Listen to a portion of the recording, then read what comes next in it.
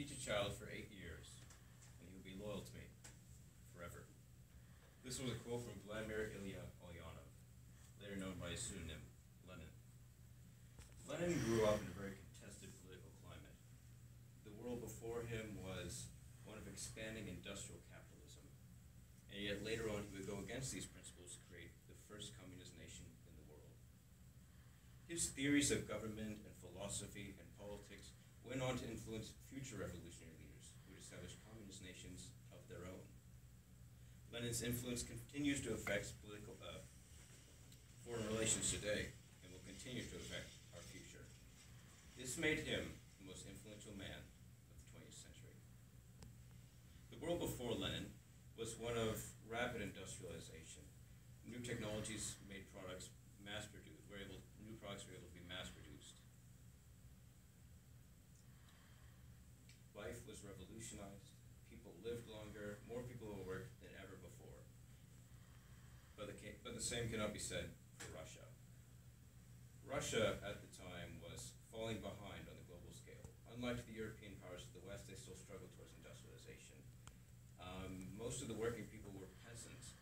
Even in the factories, they were large and inconsistent, they were ineffective, but they were places of smoldering discontent. Even the Russian autocracy, led by the Russian Tsar, would fall. And it seemed as though Russia itself would fade into the obsolete forever. But what happened next would change the course of history. Lenin was born in 1870 in the small Russian town of Simbirsk. The climate he grew up in, the politics, was very contested. There were the social revolutionaries who were trying to overthrow the Russian government by printing newspapers, forming intelligence circles, creating propaganda circles, all kinds of means by which they would encourage mass agitation to overthrow the government. But also while this was occurring, other groups such as the liberals were trying to ease this artificial tension by implying reforms and moderating conflicts between workers and employers. Lenin grew up in this political climate, and later, when he was older, he would take control of it. Not much happened for Lenin in his early life. He grew up and wanted to be a lawyer, and he was on a successful path to doing so. But in 1887, his older brother Alexander, at 19 years old, was discovered with a bomb, one which he intended for the Tsar. Also later in that year, Alexander was hanged for treason. Lenin left his work and his studies as a lawyer and quickly became what they call a professional revolutionary. He printed out newspapers one called Iskra, which means in Russian, the spark. Unfortunately, he was quite careless at the time, and he and his group were caught by the police, and he was sentenced to prison for about 13 months and then exiled into Siberia. While there, according to biography.com, he was even more devoted to the cause of revolution. He gave up some of his oldest hobbies and interests, including listening to Beethoven. And it was also here that he adopted a pseudonym, Lenin.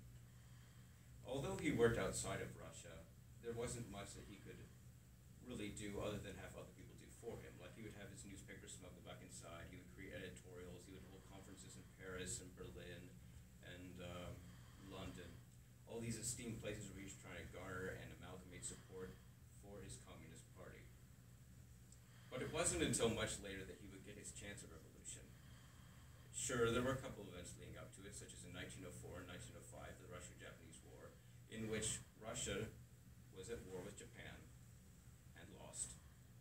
Now, when you consider Russia, which is a country about the size, large enough to hold both the United States and Europe inside of it, losing to Japan, which is the country about the size of a postage stamp, it's really embarrassing, especially for the nationalists and the liberals and everyone. All of Russia was upset. So what this caused in 1905, several peasants marched up to the Tsar's palace and they wanted a reform. They didn't get it. Instead, they were shot at by the palace guards. 140 of them died and 40 others were injured, according to the book Lenin, the Russian Revolution. However, although Lenin was never able to turn these into his favor, it was during World War I that he was able to culminate this conflict. You see, Germany had entered a war against France, Britain, and Russia, along with Italy and Austria-Hungary supporting them. Now, what happened is that the Russians entered the war very enthusiastically.